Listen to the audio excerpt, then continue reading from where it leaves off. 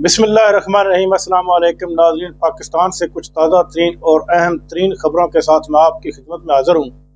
बहुत सी खबरें आज मेरे पास हैं जो मैं आपके सामने शेयर करने जा रहा हूँ। सबसे पहले इमरान खान ने जो कॉल दिया 24 नवंबर की इस्लामाबाद में एहतजाज की, इसके मुतल्लिक़ मैं आपको बताऊँगा और आगाह करूँगा कि इमरान खान ने कैसे फेस बना लिए हैं कि सबसे पहले इस्लामाबाद में KPK से लोग पहुँचेंगे, पंजाब से पहुंचेंगे, सिंध और बलूचिस्तान के लोगों को उन्होंने अभी तक इंतजार करने के लिए कह दिया कि आप इंतजार करें और देखें कि कब उनकी ज़रूरत पड़ती है, क्योंकि इमरान खान और तहरीक-ए-इंसाफ का ये कहना है कि अब हम एहतजाज नहीं बल्कि अपने मुतालबात मना कर उठेंगे। अगर वो मुतालबात मनाने में कामयाब हो जाते हैं तो फिर वज़ीर-ए-आज़म पाकिस्तान शहबाज शरीफ की कुर्बानी जो है वो ज़रूरी हो जाती है, उसकी कुर्बानी लाजमी दी जाएगी। और जब उसकी कुर्बानी दी जाएगी यानी कि उसको वज़ीर-ए-आज़म के ओहदे से हटा दिया जाएगा। जब उसको वज़ीर-ए-आज़म के ओहदे से हटा दिया जाएगा तो 3 मुतवक्किल उम्मीदवार पीछे खड़े हैं जो नेक्स्ट वज़ीर-ए-आज़म बनने के लिए तैयार बैठे हैं, जिनमें एक ख्वाजा आसिफ है, एक हसन इकबाल है, एक राणा सनाउल्लाह भी कह रहा है कि मैं भी वज़ीर-ए-आज़म का उम्मीदवार हो सकता हूँ।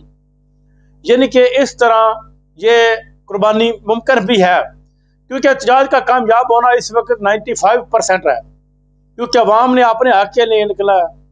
इमरान खान ने इंसाफ स्टूडेंट फेडरेशन वालों को भी पैगाम दिया है कि वो भी निकलें, स्टूडेंट्स भी निकलें, किसान भी निकलें, वकील भी निकलें, डॉक्टर्स भी निकलें, जो गरीब भी निकलें, यानी कि हर तबके के लोग निकलें अपने हक के लिए।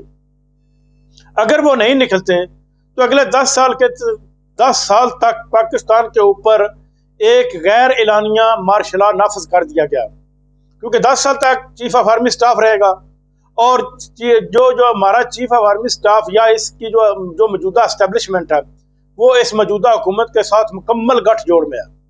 वो इसको कभी किसी सूरत भी नहीं कराना चाहती। वो फॉर्म 47 के तहत जो हुकूमत बनी है, अब नए जब इलेक्शन होंगे तो फिर फॉर्म 47 के साथ वो नए लोगों को लेकर आएंगे और फिर भी इन्हीं लोगों में से लेकर आएंगे। अगर उन्होंने हुकूमत फॉर्म 47 के तहत ही बनानी है तो पाकिस्तान 25 करोड़ लोगों का मुल्क है, तो इसमें से कोई अच्छे लोगों को लेकर आए, ईमानदार लोगों को लेकर आए, ऐसे लोगों को लेकर आए जिनके ऊपर करप्शन के इल्जाम नहीं है। ये तो आगे ही करप्शन के ऊपर लदे पड़े हैं। ख्वाजा आसिफ के साथ जो UK में हुआ, एक आदमी ने कहा कि क्योंकि एक साफी है वो इनको बगलों में लेकर फिर रहा था, तो एक आदमी ने कहा कि ये तुमको जरूर छुरी मरवाएगा, तो उसने लंदन पुलिस में उसकी रिपोर्ट दायर कर दी है कि ये इसने मुझे धमकी दी है। ये उसका फेल धमकी में नहीं आता ख्वाजा साहब, ये यूरोप है, यहाँ पर जमहूरियत है, जहाँ जमहूरियत होती है वहाँ पर इंसाफ होता है। तो एक वाहिद मुल्क है पाकिस्तान जहाँ पर जमहूरियत है और सरासर नाइंसाफी होती है। सबको पता है कि हम नाइंसाफी कर रहे हैं। जमहूरियत का एक ड्रामा रचाया जाता है, वो भी नाइंसाफी के पहला टारगेट जो है वो जमहूरियत का ड्रामा होता है और उसके बाद हर महकमा ही नाइंसाफी करता है। लेकिन इधर नहीं ऐसा कुछ भी होगा। अब ये लोग जो वफाकी वजीर हैं या वज़ीर आला या पंजाब के वफाकी सूबाई वजीर हैं या नून लीग से जिनका तल्लुक, खास तौर पर नून लीग टारगेटेड है, तो ये कहाँ पर छुपेंगे? इनको सिर्फ और सिर्फ पाकिस्तान में भी रहने के लिए हुकूमत में होना इनका जरूरी है। अगर ये हुकूमत में नहीं होंगे तो बाहर किस मुल्क में जाएंगे? जो अगर यूरोपियन ममालिक में या अमेरिका, कनाडा, न्यूजीलैंड में तो जा नहीं सकते, वहां पर पाकिस्तानी इनकी जरूर हुटें करेंगे, किसी दावत में शामिल नहीं हो सकते, किसी जगह पर खाना बैठकर नहीं खा सकते, किसी को मिल नहीं सकते, छुपते फिरेंगे, ऐसे इनकी जिंदगी कैद की जिंदगी बन जाएगी।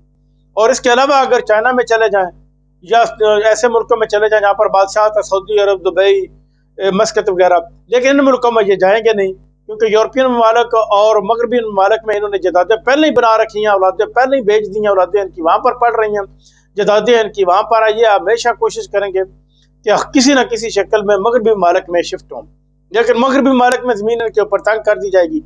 अब इनके लिए सिर्फ एक ही चांस बचा है।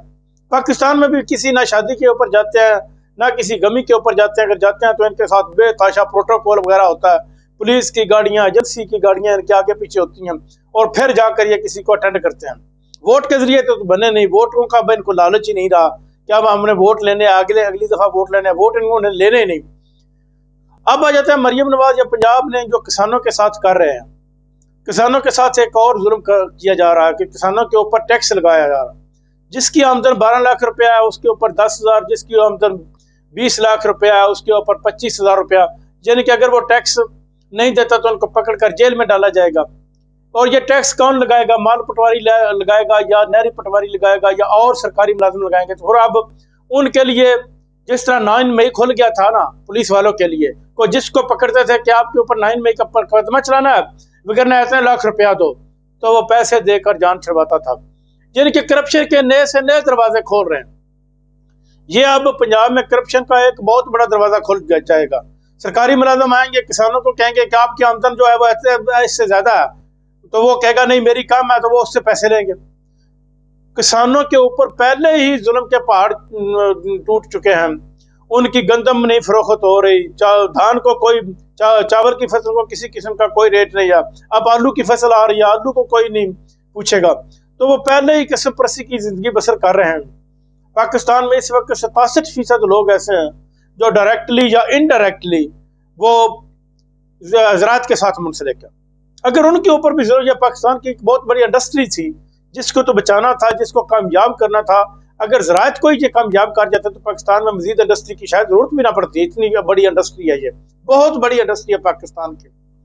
अब एक और शगुफा छोड़ा जा रहा है, नजम सेठी ने जो छोड़ा है कि इमरान खान को जहाज में बैठा कर किसी और मुल्क में भेजा जाएगा।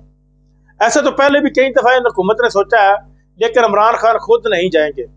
वो नवाज शरीफ वाली गेम, जब नवाज शरीफ को सऊदी अरब में भेजा गया था या नवाज शरीफ परवेज मुशर्रफ के दौर में दोबारा लंदन से आए थे, तो उनको जहाज में रस्सियों से बांध कर लंदन में वापस भेजा गया था।